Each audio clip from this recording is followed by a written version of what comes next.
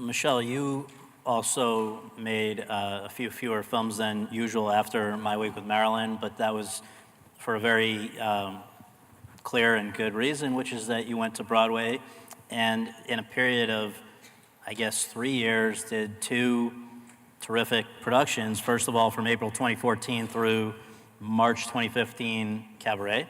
And then, yep. Thanks. And then from March through June of 2016, Blackbird.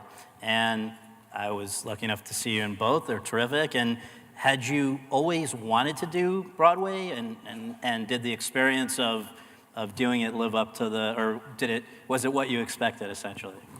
It was more than what I expected, which is why I went back for more. I think geography, like what Casey was talking about earlier, like with your kids, you're like, well, can I do this or should I do this? And it's definitely like a dinner table conversation for us because it's really hard to constantly be like packing up and making home in new places. And so I'd really wanted to do more theater, and I also really wanted to stay at home. And so I knew that I had a lot to learn, but I also knew like maybe long term this could be like a really great thing for me to, a way for me to work and a way for my family to be really stable. So I was, I just thought with Cabaret, like, you know, they're gonna teach me, it's gonna be like school, like I'm gonna go to school for a year, and like whatever happens at the end of it, I'm gonna be a better actress than I was when I started. So no matter what happens in between, ultimately it's gonna be worth it. And it was ultimately worth it, so much so that I wanted to go do it again. And there's also like a lot of independence, and on movies you're sort of treated like a kid and somebody follows you to the bathroom to make sure that you're like, that they can get you back onto set on time, and nobody ever really tells you what's going on, and you sort of, as you grow older and older, you also start to feel, I don't know, kind of caged a little bit, or like watched, or you know, sort of told where to go and when, and with theater there's just a lot more sort of freedom and a lot more responsibility on your shoulders, and I liked that.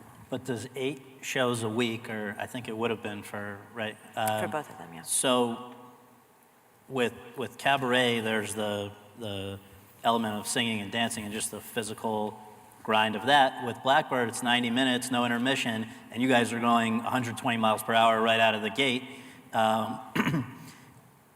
A, do you physically feel it differently when you're doing Broadway? And B, does it, I know constantly actors say they actually, if they had to choose between theater and film, they almost invariably say theater, but I just wonder, as a non-actor, doing the same thing 8 times a week, it doesn't get a little monotonous? No?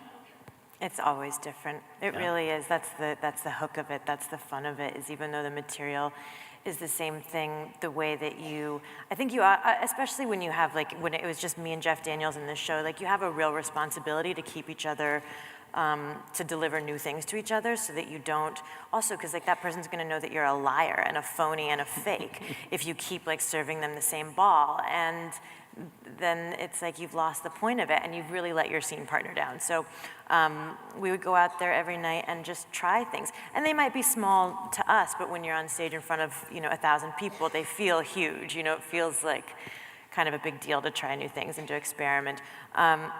But also, like, the material is so rich that you can really keep going back into it. Like, it's really generative. You can keep, like, you can go deeper and deeper and deeper with it. I could still be doing Blackbird. I would still like to be doing Cabaret, because the material, like, it never really stops offering itself to you in this crazy way. Like, the more that you look at something, the more possibility you see within it, because the material is so strong.